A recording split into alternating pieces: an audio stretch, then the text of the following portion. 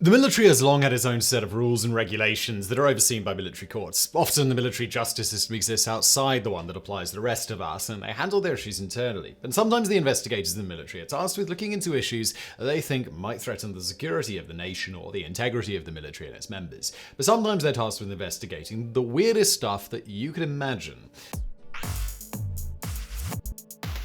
Number 10. The Navy investigated Friends of Dorothy. Few issues have had as long and storied history in the US military as homosexuality. Gays in the military has been a buzz term for years for people, and acceptance, at least on paper, is a very recent thing. Before that, the military had a don't ask, don't tell policy that went into effect in the 90s that essentially said it was okay to be gay as long as no one knew about it. Before don't ask, don't tell, things were even worse, with the military actively working to root out the very idea of homosexuality in the military. To that end, the Navy took it upon itself to investigate the Friends of Dorothy. Friends of Dorothy is a term dating back to the 1940s and 50s. It was a covert way for a person to identify themselves as gay, the name being a reference to the character from The Wizard of Oz. You didn't come out, and you didn't say you were gay, you just said you were a friend of Dorothy, and someone else in the know would understand what that meant.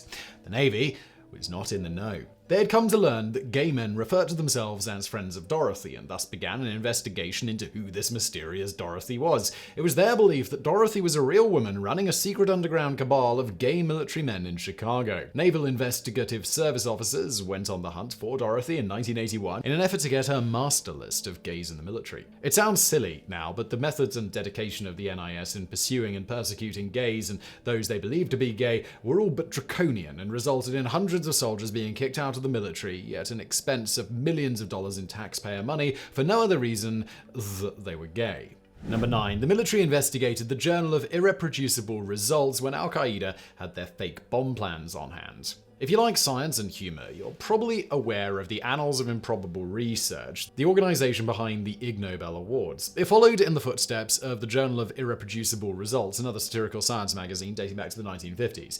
If you're unfamiliar, all you need to know is that these magazines are meant to be funny and satirical. They use scientific language and principles, but they're definitely not a place that would give you genuine instructions for building, say, an atomic bomb.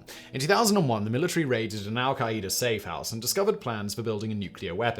And, well, guess where the plans came from? There was the owner of another website who tracked down the actual source of the documents once the BBC reported on them. US officials did have to take the time to acknowledge that they were aware of the joke plans and dismissed their significance. A Pentagon spokesperson said that the media needs to check the credibility of their sources better when asked about it. Unbelievably, Jose Padilla, who was arrested for trying to build a dirty bomb to try and destroy buildings in the United States in 2002, was using the same joke plans, which include instructions about how you can enrich uranium by putting it in a bucket and swinging it around your head for 45 minutes. The CIA had to once again investigate the documents to determine their source.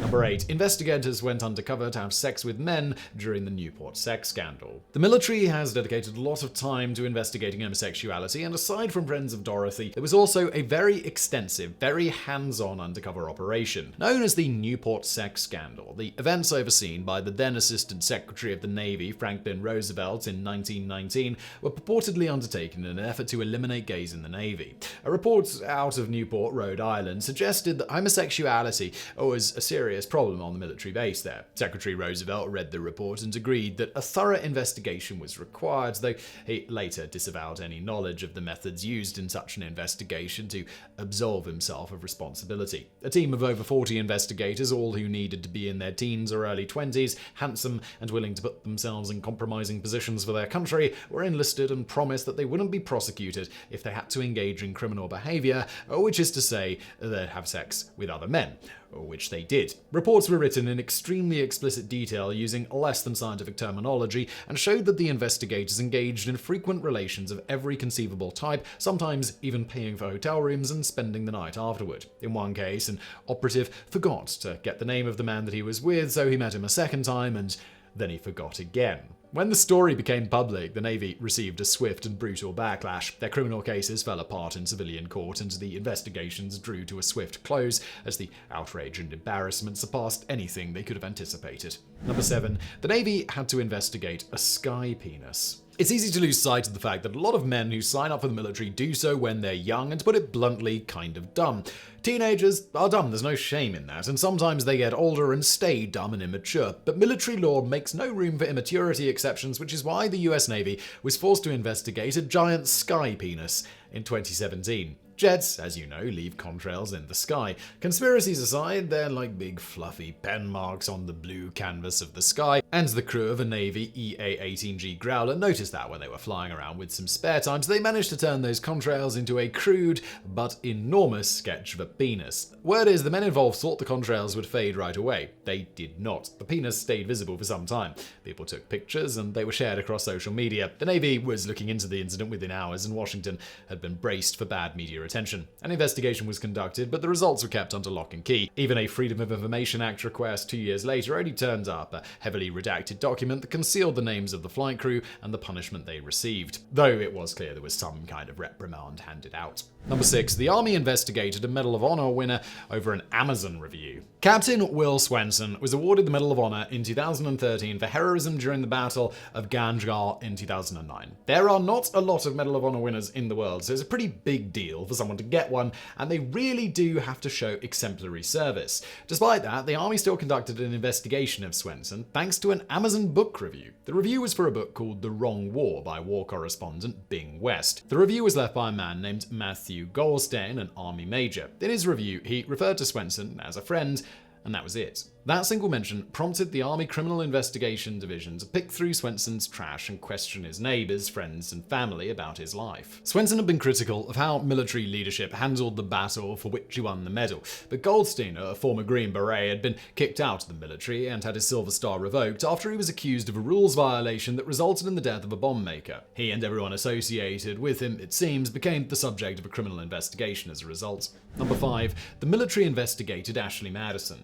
The website Ashley Madison gained notoriety a few years back thanks to a security breach. That's when a lot of people discovered there was a very popular website dedicated to facilitating discreet hookups, arguably for married people. Clearly a shock to many people, but the site also had its own run-in with the military. In 2012, the site was issued a subpoena as the military was investigating claims of adultery, a maybe unexpected repercussion of that data breach which outed members. In addition to potential divorces, military members on the site were potentially at risk of a court-martial because they may have used military computers to access the site. The investigation later fell apart when it was determined that military members are allowed to use computers to communicate with friends, even if those friends are people they're having affairs with. Number 4. The Canadian military had to investigate a fake wolf pack. Propaganda is a powerful tool that the military in many countries relies on to sow discord and spread misinformation as well as boosting morale. In Canada, it apparently is used to scare civilians. As part of an exercise, a letter made to look like it was an official document from the government warned residents of Nova Scotia that a pack of wolves was on the loose.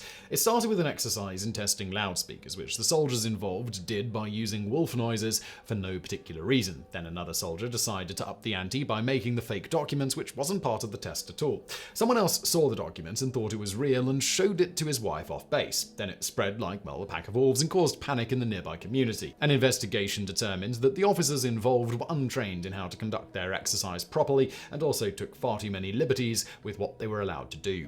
Number 3. The Colombian military was investigated for killing civilians. Have you ever heard how police have ticket quotas and will unfairly give out traffic tickets to meet those quotas?